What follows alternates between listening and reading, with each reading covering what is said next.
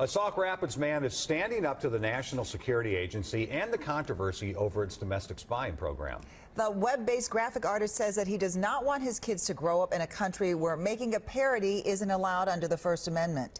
Dan McCann's business is creating designs for T-shirts, mugs, and bumper stickers that poke fun or make statements about things that just don't seem to add up. But as Bill Hudson shows us, his redesign of the spy agency's emblem was apparently too much for some bureaucrats. Capabilities that I had. It was Edward Snowden's revelations of domestic spying by the National Security Agency that hatched his idea. That's when graphic artist Dan McCann took the agency's emblem and created a new look. I got finished with it. I figured, well, this is pretty good. You know, I thought it was fun. But his T-shirts with the slogan, "Peeping while you're sleeping, the only part of government that actually listens," wasn't funny to the NSA. He calls it parody. They call it a violation of their intellectual property. Because when you're pointing straight at an organization or something like that, making fun of it, kind of turning it on itself, that is the classic parody. The agency ordered him to cease and desist and forced his T-shirts off the market.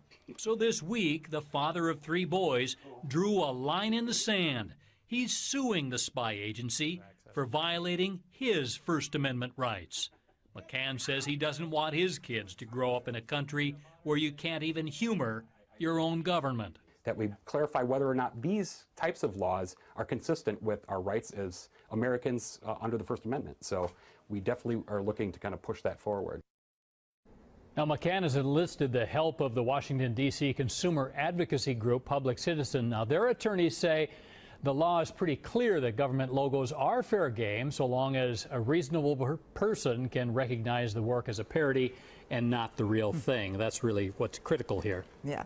Well, now, is he still selling the items despite this desist order? Well, yes and no. Actually, the manufacturer that he was working with had to take them off the market under the threat of a lawsuit from the NSA, but they are still available through other sources, including his own website, libertymaniacs.com. So, yes, you can get them. Quite creative, too. Yeah, he really is. Okay. Thank you, Bill. Sure thing.